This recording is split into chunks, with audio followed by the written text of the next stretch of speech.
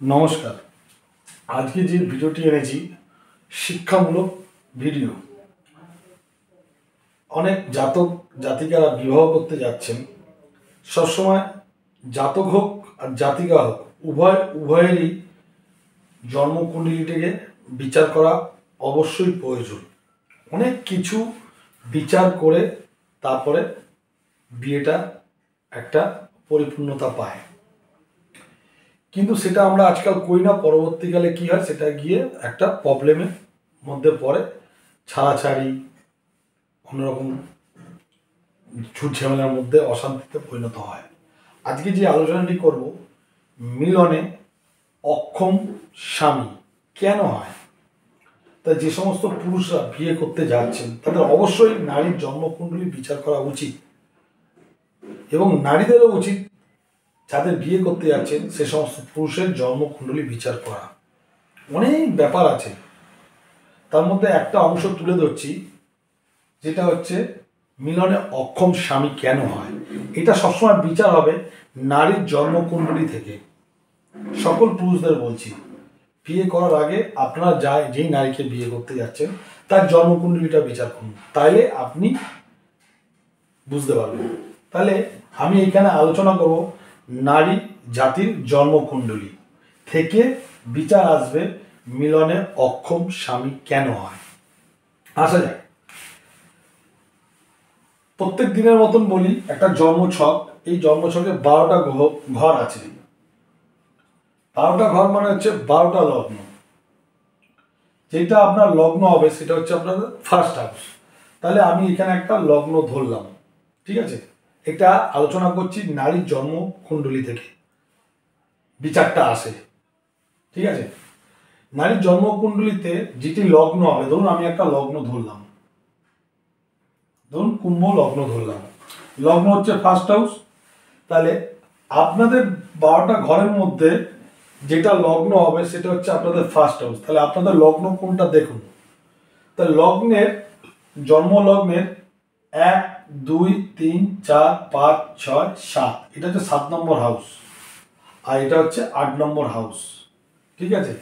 এই 7 নম্বর ভাবে বা 8 নম্বর ভাবে যদি বুধ ও শনি একত্রে থাকে, হয় সপ্তমে বুধ শনি বা অষ্টমে বুধ শনি একত্রে অবস্থান করলে নারীর স্বামীর সঙ্গে মিলনে তৃপ্তি লাভ হয় না।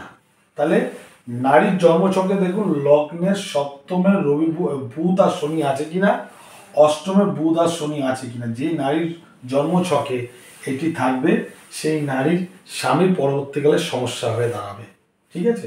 আসা যাক আরেকটা বিচারে। ধরুন যে নারী জন্মছকটা আমি বিচার করছি, আপনারা যেসব জ্যোতিষরা ভাইরা বিচার করে, সেই নারী রাশিটাকে দেখতে হবে, কোন রাশি, ঠিক আছে। যদি রাশি চক্রে শনি নিচুস্থ হয়ে যায় তাহলে কোন নারী হতে পারে। রাশিটা হতে হবে বৃষ রাশি। তাহলে বৃষ রাশির ক্ষেত্রে যদি শনি যদি দ্বাদশে যদি থাকে, এই ঘরটায় যদি থাকে, তাহলে নিচুস্থ হয়ে গেল।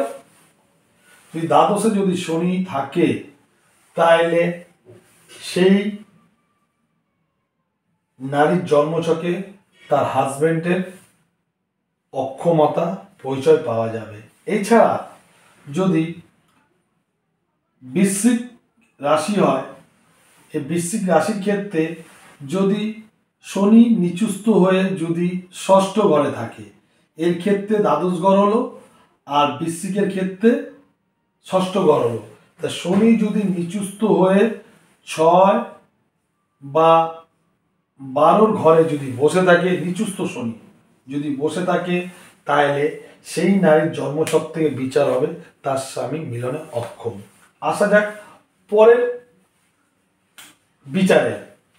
যদি 12টা ঘর আছে, 12টা লগ্ন আছে, যেটা লগ্ন হবে সেটা হচ্ছে ফার্স্ট হাউস। তাহলে 12টা ঘরের মধ্যে আমি একটা লগ্ন ধরলাম। তাহলে আপনাদের লগ্ন কি আছে সেটা আপনারা বিচার করুন। আমি এখানে ধরলাম কর্কট লগ্ন, এটা ফার্স্ট হাউস। তা লগ্নে যদি শনি বা রাহু একত্রে যদি বসে, তাহলে লগ্নে থাকতে হবে শনি এবং রাহুকে। স্ত্রী জাতিকার ছক যেটা লগ্ন হবে, সেই লগ্নে শনি রাহুকে থাকতে হবে এবং সপ্তম অষ্টম ঘরে বুধকে থাকতে হবে। তাইলে সেই নারীর স্বামী মিলনে অক্ষম এবং তৃপ্তি দিতে পারবে না। আসা যাক লগ্নে যদি চন্দ্র শুক্র সকলের বিষম রাশিতে থাকে, তা বিষম রাশিটা কি আছে আর সম রাশিটা কি আছে? বিষম রাশিটা হচ্ছে 1, 3, 5, 7, 9, 11 এই ঘরগুলো হচ্ছে বিষম রাশির ঘর। ঠিক আছে, এই ঘরগুলোতে যদি চন্দ্র যদি থাকে, তাহলে এটা 1 নম্বর ঘর হলে 2, 3 নম্বর, 1 নম্বর, 1, 2, 3, 4, 5 নম্বর, 6, 7, 7 নম্বর, 8, 9, 9 নম্বর, 10, 11 নম্বর।